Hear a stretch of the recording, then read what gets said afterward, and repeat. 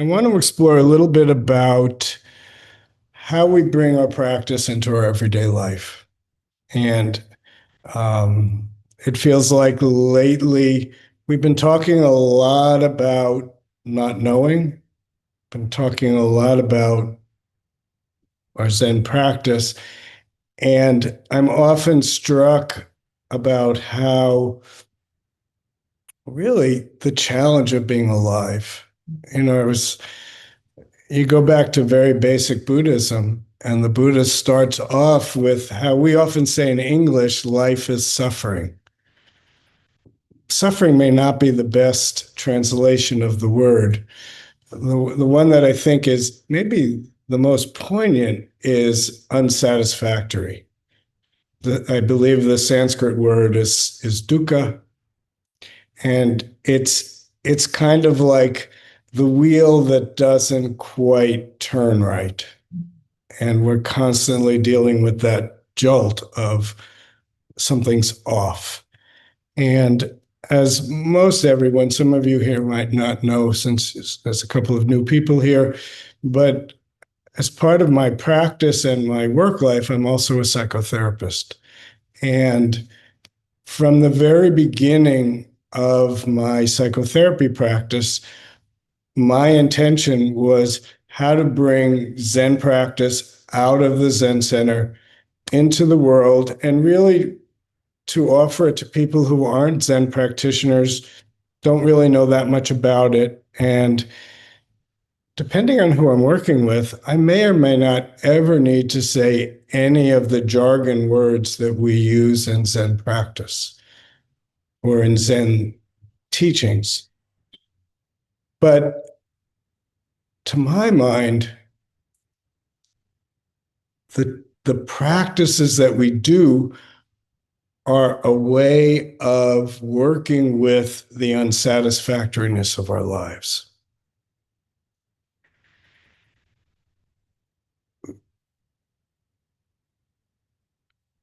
You could, I want to try to do this kind of briefly, and this is a touch psychological theory, so bear with me, especially for those who have an aversion to psychology, because in some ways, it seems to me understanding karma, which means cause and effect, is actually what psychology is about.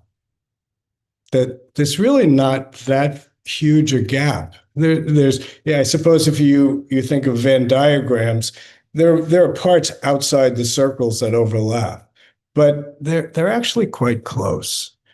And I want to pair this with vulnerability, because from one side, it seems to me that vulnerability is actually the gateway to practice. And it's the gateway to using our practice in our daily life. And also, it strikes me that vulnerability is in a major way a huge factor in this unsatisfactoriness. And here's what I mean by that. I mean, we all, if I'd like you to just conjure up an image of a baby, really a newborn baby. And in my image of that, I mean, besides the feeling of the heart being drawn to the baby, if you look at a baby, they're completely vulnerable, completely. They can't do anything for themselves. And not only can they not do anything for themselves, they're completely dependent on the world around them. That vulnerability is our starting point as human beings. That's where we begin. And to try to be brief about it, it's my sense that much of the constructed world that we create is about dealing with that vulnerability, and you might say even protecting the soft core, that softness, that vulnerability.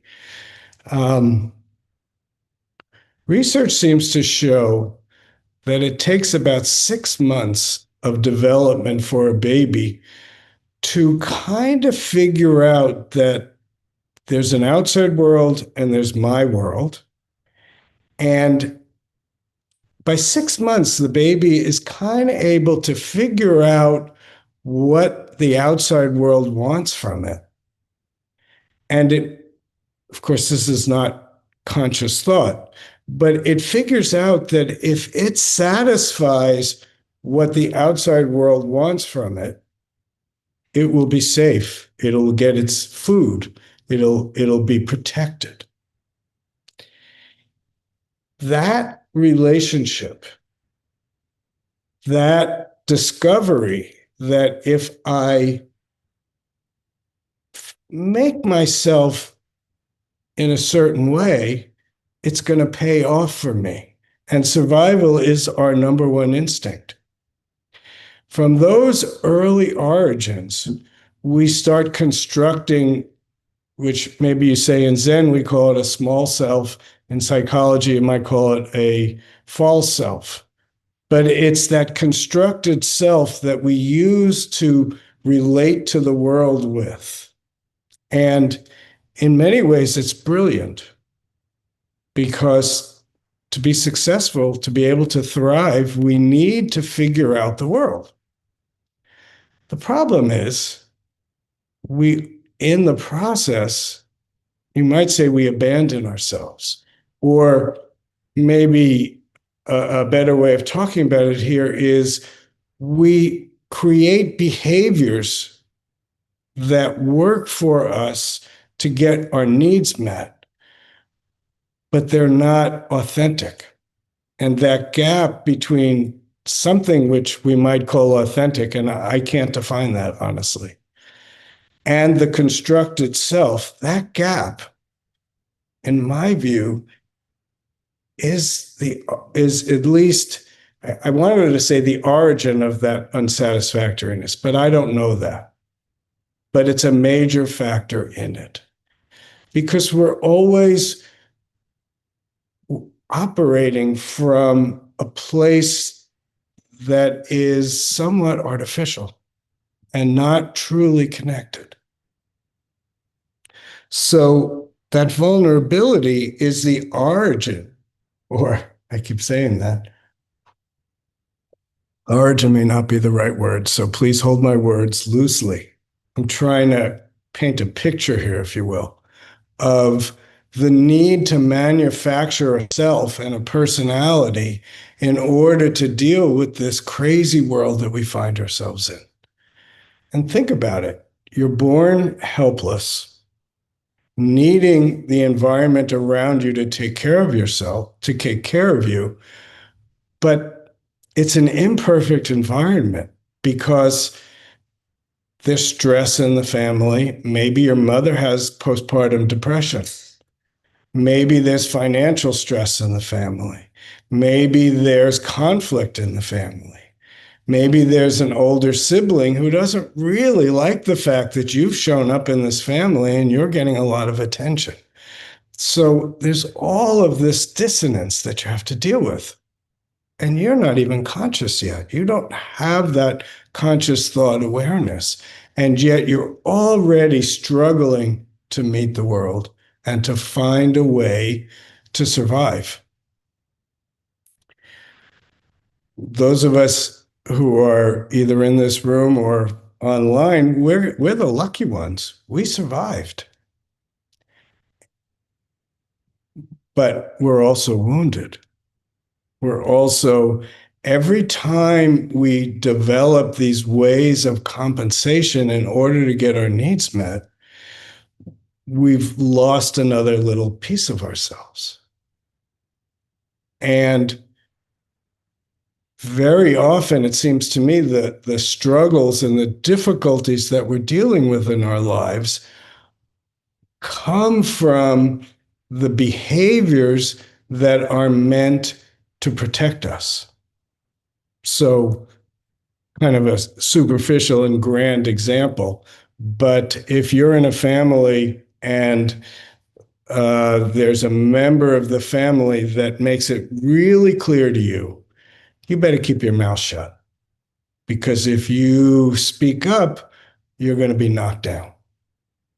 So you learn, okay, I got to get through this. I'll just kind of be quiet. Some people go the opposite route and they make a bigger fuss and they keep getting slapped down and get up and keep. But whatever the strategy is, it's protecting that vulnerable place.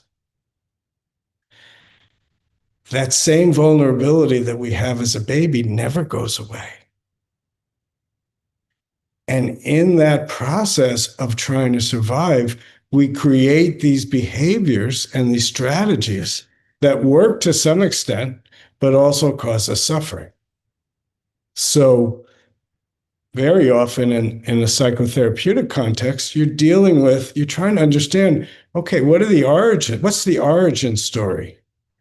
And how did you deal with that? And how is that compensation causing you problems? That's the same as our what we colloquially call our karma. We think, oh, this is my karma. I'm always getting into these kinds of situations.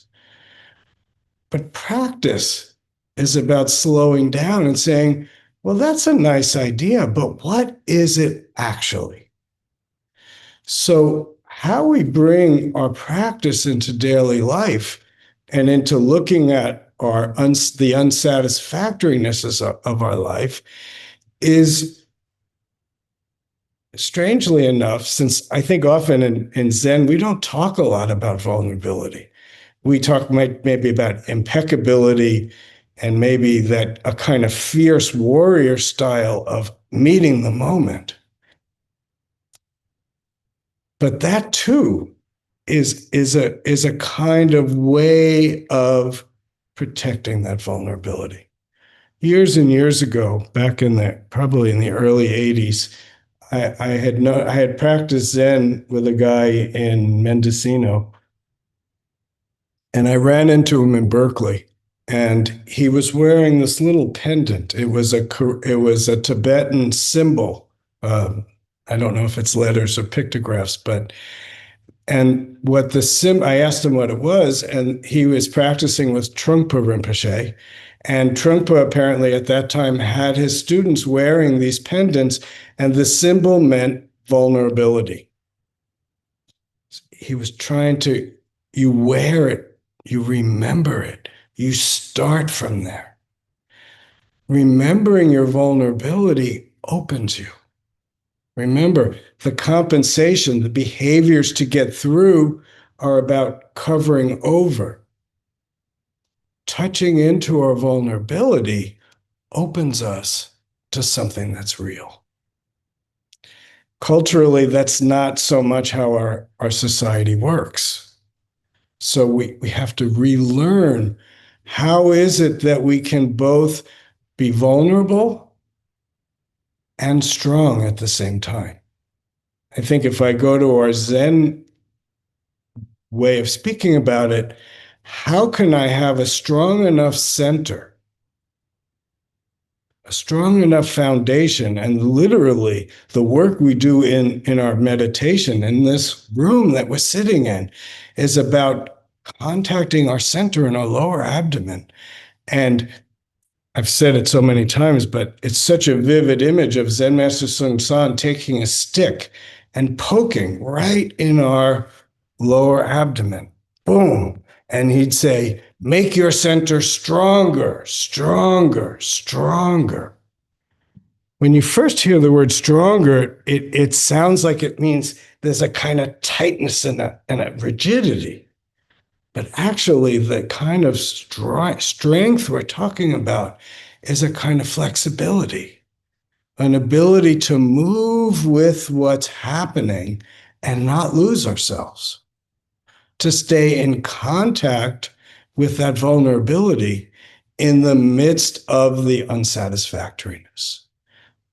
This is a lot of words, and it's actually easy to talk about. The difficulty is actually doing it. And the beauty of practice really is that this struggle, this difficulty is always present. We always have a point of practice. So today I had to plan this talk somewhat. And really, in a funny way, I got a few sketchy ideas, and that was about it. So I'm human. It brings up a bit of anxiety. Okay, but I have to, sitting up here is a little bit like exposing vulnerability. And especially, you can see I don't have notes. I don't have a talk to read to you. I have to wait and see what emerges. And maybe that in and of itself is a secret point of practice. That ability to wait, to cultivate, again, maybe that strength of center so that we can wait and we can see what emerges and maybe find some trust in our capacity to be alive and expressive of our nature. Again, to flip back into the psychological construct, so much of what people struggle with is shame. Well, what is shame? Shame is a feeling of oneself and then a fear or the feeling that there's something wrong with it right from the beginning. And my experience, a lot of shame starts from that vulnerability and all of the ways that we haven't been accepted. We've been told that we're wrong, we're bad, or we should be something else. Being a man growing up in the society, it's like, am I good enough? Am I strong enough? Am I doing this well enough? And the judgments, and how do I deal with those judgments? And what do I do with that? All of that can be witnessed. So when we talk about not knowing as a base point of practice, that's not just a concept. That's a willingness to look, to feel and to be curious, to notice the cause and effect of our lives and our behavior. You know that phrase, I'm not like that. That usually comes, we use that phrase right after we do something that we don't think is like us. Well, I just did it, so it actually is like me. Zen Master Bon Soeng, he had a line when he would talk about karma. He would say things like, why do that? And he would say, you have to understand your karma. How I took that is not an intellectual understanding, but a presence and awareness to see this led to this. To be able to be present enough in our own lives to witness this leading to that. That is the essential starting point of practicing in our daily life. So to flip it over to give a little bit of a few tools, those of you who come often, you've heard this whole piece, but we all need to hear it again and again and again. And one of the teachers in our school in Hong Kong, she has a handy way of thinking about this or talking about this. She basically calls it A, B, C, D, E. So it's a handy way to remember. Each letter is a practice point. Each letter is a way to be in that vulnerable space and be able to stay present and work with things rather than run away and protect the vulnerability. So if we begin at A, it's awareness. Oh, something just happened. Awareness means coming back to the present moment. Awareness means see, hear, smell, taste, touch, feel. These are the tools we have to experience our lives. So when we feel ourselves losing our center, or falling into shame, or falling into despair, or getting locked into anxiety, or not knowing how to move, the first thing we could do is actually stop. Oh, this is my experience right now. And then we can breathe. It's such a handy and incredibly powerful tool. Once we become aware of ourselves in this moment, not just ourselves, but the entirety of the moment, to find breath. Breath keeps us present. If we are aware of our breath, we are here. And if we are aware that our breath maybe is shallow, or it's not, let's say, not rhythmic, we can find our breath and slow our breath down. And once we slow our breath down, we can go down into that lower abdomen center that Zen Master Bon Soeng used to poke all the time. And then we can feel the connection of our breath and our center. And when we find our center, we can find some stability, because the world is coming at us from all different directions very, very quickly. I'm involved in a lot of different things right now, and I've got commitments, and I've got things I've got to work on, and all this stuff is going on, and it's kind of rapid and nonstop. I always need to come back to my center. For me, that's the most critical piece of my practice. Of course, I need the awareness to recognize I'm lost, but now I'm here.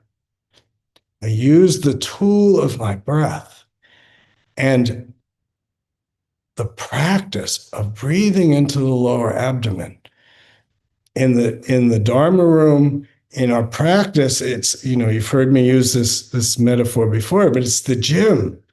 We're cultivating that center. We're cultivating the connection of our awareness, our breath, and our center.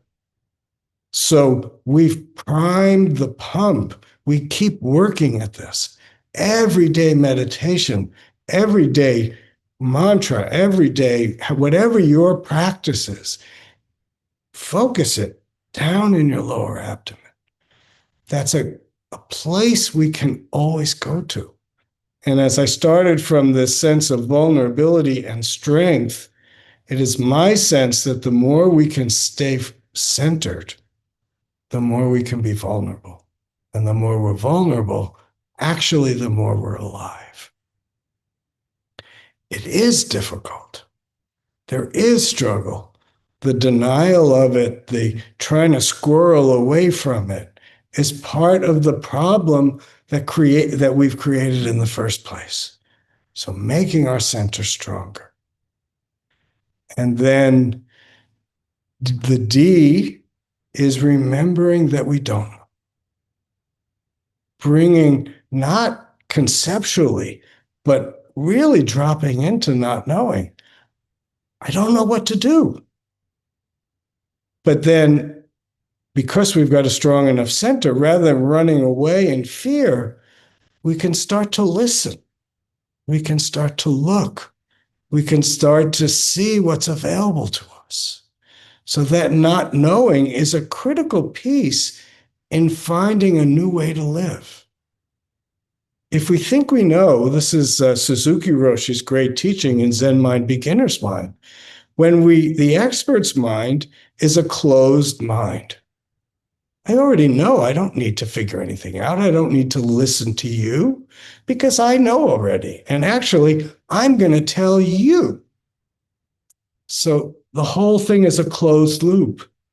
There's no creativity. There's no aliveness. It's all built on past experience.